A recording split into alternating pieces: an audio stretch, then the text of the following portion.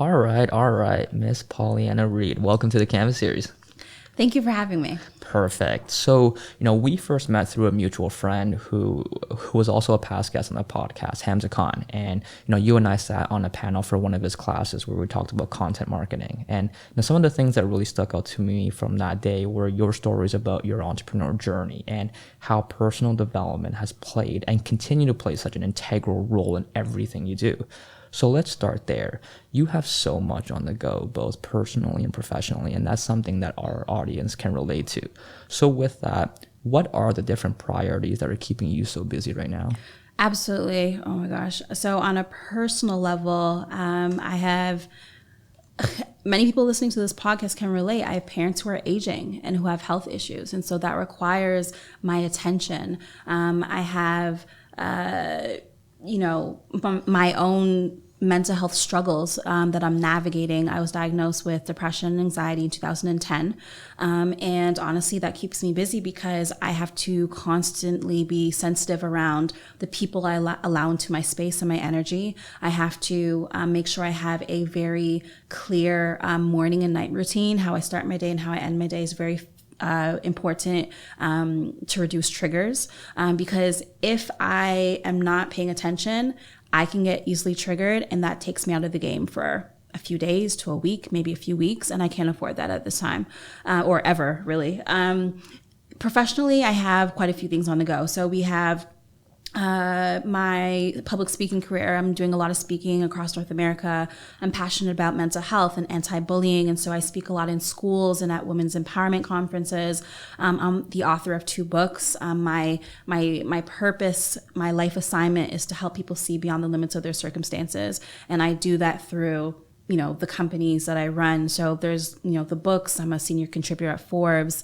I am a celebrity ghostwriter. I run a full service ghostwriting firm with ideators and researchers and transcribers and writers. And so we are a dangerous collective who are serving athletes, politicians, founders, and celebrities and helping them tell their narrative through all sorts of, different services and products.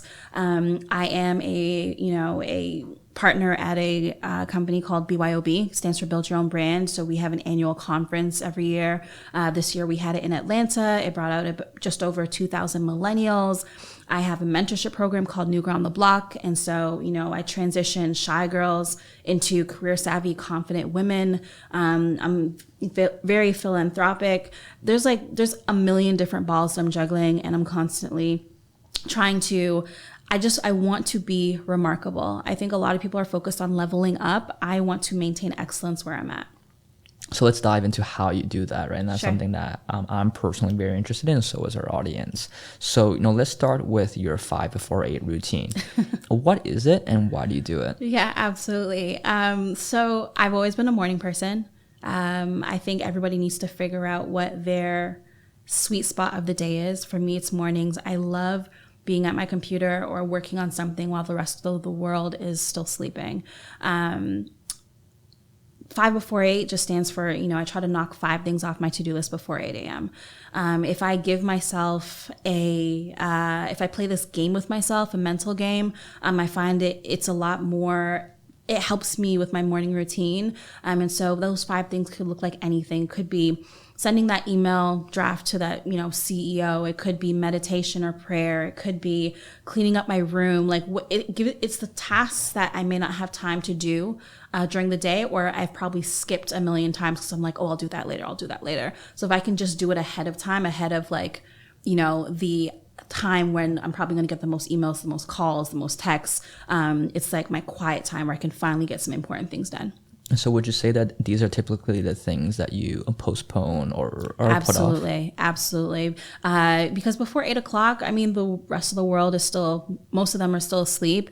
My house is still asleep. I have that time to myself. And sometimes it's just quiet time. Sometimes it's just one of those things could be just sitting with yourself or taking an extended shower. Whatever I need to do to make sure my morning is seamless and I start with that really good energy. And I also think when you cross things off your to-do list, it's a euphoria. I feel so good. I'm like, finally, I got that done. I can move on, right? So is your to-do list pen and paper or is it electronic? Good question. I want to say both, but I'm pretty old school when it comes to like pen and paper. Like I really love like writing things down and actually physically crossing things off my list. So definitely pen and paper. Interesting. Do you use like And I have a whiteboard. So like I'll have like a notebook and then I have a gigantic whiteboard and sticky notes like all over one of my bedroom walls. Sort of curiosity, what are on the sticky notes? Variety of things, everything from affirmations to key contacts, because I'm very big on nurturing relationships, and because there's so many things happening in my day, of course I can have the contacts in like my online address book or wherever, but if I don't like see it, like if I don't see that name in the top right corner every day, I may forget to just send a quick note and say hello or send flowers for their birthday. So it's a lot of reminders. My short-term memory is pretty bad. So what are some of the other reminders you have? I mean, like you've talked extensively about your calendar system, and you and I have talked about that as well. And, I do want to pull a quote that you typically use from Brian Tracy, which is, time management is life management. People who value themselves allocate their time carefully. So how do you manage your time? Absolutely. So I was an executive assistant for, let's say, a decade. That was my main hustle for a long time. And one thing I've noticed from assisting CEOs and presidents is they do not mess with their time. Like every minute is accounted for, when they eat, when they breathe, when they like anything. And so I really like honed in on that. And I think most people feel stressed and feel a sense of disorganization because they do not plan they don't wake up with an agenda or plan how their time is going to unfold. And so for me, that looks like, number one, my assistant, right? But before I had an assistant, it was a calendar, and now I have both. But so with my calendar, it's very important for me, because the thing is, what happens is tasks can bleed into each other, right? If you don't allocate a certain amount of time to a certain thing, then you end up working on it for half a day or maybe a full day, depending on what the project is. And I just don't think that's like the best thing to do. I think that for me, like I have to color code. I have to, giving myself specific time to do something, it creates a sense of urgency as well. Reminders, due dates, project timelines, because I have a whole team that I have to account for. And really, honestly, like everything from, I time my travel. How long is it going to take me to get from home to this podcast episode? Like everything's in there. So do you do this at the beginning of the day? Do you do it at the beginning of the week? Like, I'm curious to hear, what is the process behind populating your calendar? Yeah, absolutely. So with the individuals that I mentor, they have access to my calendar through Calendly. So they can just, I open up slots for them every evening, and they can, insert themselves into my calendar. So that saves me time. So I don't have to deal with, back and forth with so many people. And then, sorry, your question? When do you put things in your calendar? Right. Is it the beginning of the day, or? I mean, it's constant, right? Because I'm constantly getting emails and requests and whatnot. So I will review my calendar every day with my assistant. So I know exactly what my day is going to look like, and you have to be flexible and adaptable to, certain changes. But honestly, I also know what my next 2 weeks look like too, right? So if I don't feel like it's urgent, if it's not time sensitive, like it gets pushed out, I only want like important things. So that's meetings with my staff. That could be, projects that I need to work on. Maybe I'm taking my, a parent to an appointment. There's urgency Monday to Friday. And then the weekends is when I can, chill with girlfriends or go to a picnic or whatever the case may be. So to curiosity, do your colors align to your priorities? So like, are your colors based on your family, health, work, mentorship, or is it based on some other kind of variables? No, absolutely. So the obvious one for me is like red is urgent. So I know that I need to pay a particular attention, or if I know that like I see a block on Tuesday, from Saturday or Sunday, I'm going to prepare for whatever meeting that is. I have yellow for travel time. I have green for events. For me, it's just like a simple color code system that me and my sister have kind of simplified and put together so that I don't necessarily have to go into it, but it registers with me automatically when I see a specific color, and I generally know what's coming up.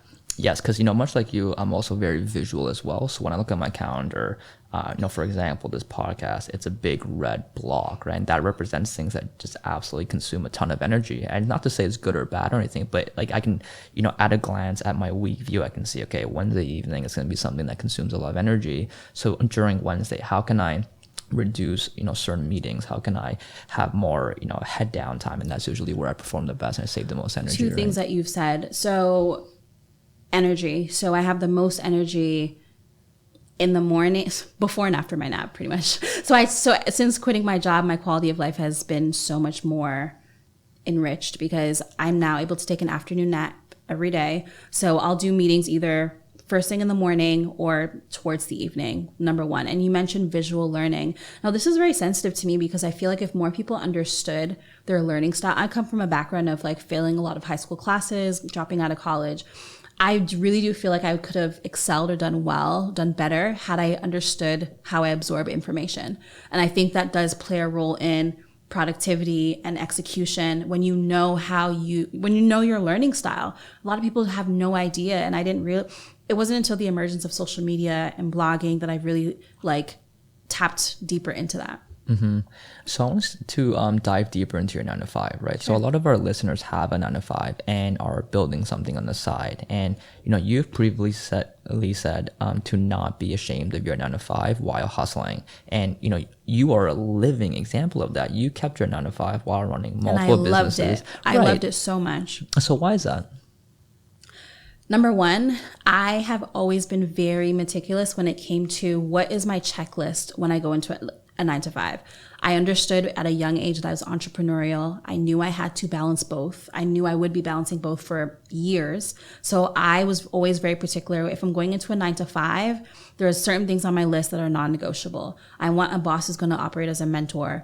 I want, it may be a certain salary bracket. It may be the culture of the environment. It may be, honestly, if I'm running my business from my 9 to 5, I can't work in an open space, like an open office environment, right? I kind of want a cubicle in a corner somewhere. So, I wanted my company to be millennial driven because I knew I wanted to absorb the creativity and the imagination of other young people as well. And I think people need to understand that if you don't like your situation, you have the ability to change it. You can always get a job, right? So I have some friends who have, they're baristas or they are, working a night job so they can free up their day. Figure out what that formula looks like. Once you figured out that formula and you're now in the job, okay, so now you have to create systems or figure out how you're going to operate to learn as much as you can, collect research and data so that you can execute. So for a long time, it was 9 to 5. Or 9 to 5 and 6 to midnight.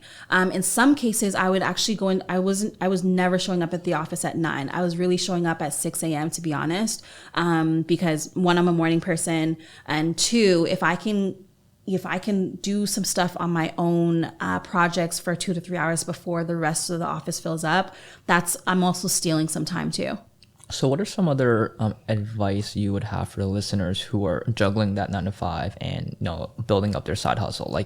Specifically, what systems worked for you? Absolutely. So the LinkedIn CEO taught me that as the founder and the leader of my companies, it was my job to grow the business and my team's job to maintain it. So one thing that I kept in mind is that I don't have to be present to be productive. So now that I'm in my 9 to 5, anytime projects are coming in, I'm funneling them to team members and I'm assigning them tasks and they're working, and a lot of them are contractors, freelancers, so they can still work while I'm at work.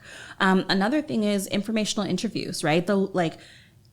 It was my classroom, right? So I would do informational interviews with the head of marketing, innovation, strategy, finance, et cetera, HR, because I really wanted to know what are the key roles in a company and how do the leadership members think? How do they operate? How do they see the world? I think in order to build, we always throw on the hashtag goals and all that stuff, but in order to build $1 million company, you need to really see how one is run. And there's nothing better than to be submerged and immerse yourself in a 9 to 5 where you can absorb that information. And the other thing that I did was I raised my hand to go to meetings that I probably had no business being in.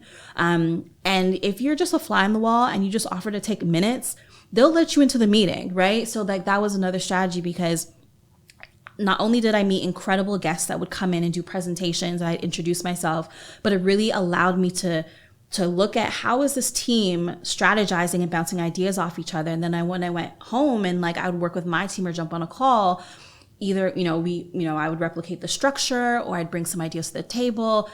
It was incredible.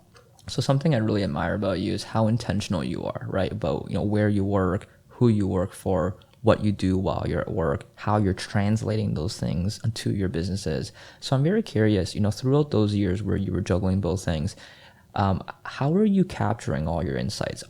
Were you journaling it? Were you kind of just, putting it into practice in real time? Was it a mix of both? I'm very curious for everyone listening, like how can they take, what they're doing their 9 to 5 and make sure that it's retained, it's stored, and it's used in a meaningful way? Yeah, absolutely. Well, writing everything down. I usually walk around with a tape recorder. So like if I had random notes, I was, if I was on my way to the bathroom or to another meeting room, I was just like recording, okay, like this is what I learned. This is what he told me. And just being intentional, like 9 to 5, 6 to midnight. So during that 6 to midnight, there was a portion of that time where it was like, okay, what did you learn today? Right? Like who taught you what? What are some takeaways? And really being intentional, just a quick 30 minutes to just like make sure recapping all of my information. Now I use Google Drive. And so I have a folder called actually CEO hacks. And that's where I now dump everything that I like learn. And like, it's just like my go-to for a lot of things. I love that. I mean, I have the same thing on my phone. I use my Apple Notes, and every single time I get like a unique tidbit or insight or lesson learned from my CEO, I kind of just dump it as well. And next thing you know, you have your MBA, right? Like people love talking about themselves. So like I've just learned to just ask a lot of questions, and they will just pour into you, because a lot of these senior executives, they've been doing this for a long time. They love when young people come to them and just like want to learn. And so like I just take that opportunity. I remember at my previous place of employment, the president of the company had office hours. And what that meant was anyone in the company could walk in during the day, because obviously her calendar was unavailable to us otherwise. I sat right next to her desk. Maybe 6 people in the entire company of several hundred people came, because either they're intimidated, frustrated. And I would ask them, like, how come where's everybody? And the mindset held them back. For me, I went right in there and I told her, outside of the work that I do at this company, these are my strengths, these are my assets, and this is what I also want to bring to the table. So like some people may say, oh, well, I don't have access to my president, I don't have access to the senior executives. Well, I bet you do. You know what I mean? You won't go further than you think. And sometimes you just have to take a risk and be like, what's your risk tolerance? Like how far are you willing to go to get the attention of a specific individual? I love that. And so a different area where you're equally as intentional is in the area of chess, right? You've commonly referred to chess as a metaphor for life and business. So what's that all about, and why is it important, and what are some of the key lessons you've learned from chess, and how do you apply it in business? Yeah, I just feel like when it comes to problem solving, not enough people. Okay, so let's take Kobe and LeBron, right? Like they are who they are because they shoot in the gym after hours, right? And so you can't expect a championship ring if you never go to practice. And so when I think of my mindset and my brain, I feel like I just have to exercise that muscle, right? Outside of when I'm doing an interview or sitting with my team. Sometimes it's just like a quick crossword puzzle when I'm commuting, or sometimes it's just, like chess. So I was president of the chess team when I was younger. And so I was a nerd, whatever. And so it was just something that I took up, and then I just continued because I love the game. And then 2, I just feel like, it keeps me agile, right? It helps me, some of the lessons, just constantly thinking a few steps ahead of where I'm at. And I think in life, people don't do that. We kind of hone in on like, okay, I'm here, I'm going to complain about it, it sucks, whatever, but we're not making chess moves, we're not moving the pawn or you know what I mean? Like it's just, you have to think ahead. Having a game plan, but being flexible is also another one. And just like understanding that like you have to slow down. When you're playing chess, it's like it can be a very slow game. You're not rushing to the finish line. You're not rushing to, a lot of people in their business, after a year, they're just like, whether, if everyone's rushing to get to that next thing, that next level. And in chess, you really have to slow down and assess the entire field, the entire game, and figure out what your next move is. And it has to be a calculated move, because one move could literally like take you out.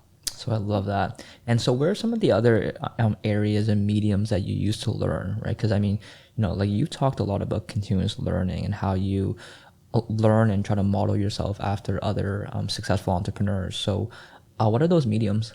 So So I study a few CEOs a month.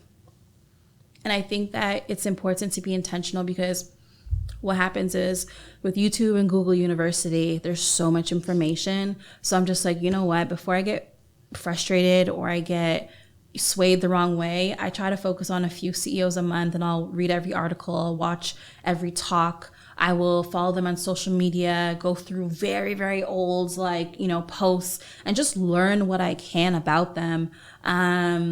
One person who's incredible to me, Melody Hobson, she's the president of Ariel Investments. I was watching a talk, and I learned that she signs her emails with 2 words: be brave. And I started doing that. And I can't even tell you how many times it's lit people up, how many people have, whether it's notable names or just peers who have taken notice of that. And it started a conversation that has opened up to other opportunities. So I'm not necessarily like replicating or mimicking every single thing that they do, but there's just like certain ways that CEOs move, leaders of the company move, that I'm just like, you know what, like I can either adapt that, or I can remix it and make it my own, or it's something that I can use for later. I love that. So before we dive into the fire round, where can the audience find you online? My name is very uniquely spelled, so they can find me everywhere. But I am on all social media platforms. I have an amazing YouTube channel. I'm on SoundCloud, Twitter, Instagram, Facebook, or my 3 websites, newgirlontheblock.com, thewritersblock.com. So the writer's block is spelled without the C, or Pauleannareid.com. Perfect. And for everyone wondering, I'll include everything as well in the show notes. So for the fire round questions, I'm going to ask you 4 questions. Let me know what the first thing comes to mind. Okay. First one, what is one book you'd recommend everyone to read? Platform by Michael Hyatt. What is one productivity tool you cannot live without? My Google Calendar. What is one decision that has made a difference in your life? Quitting school. What is one actionable piece of advice you have for all the busy people listening? Do your best and F the rest. I love that. Perfect. How was that?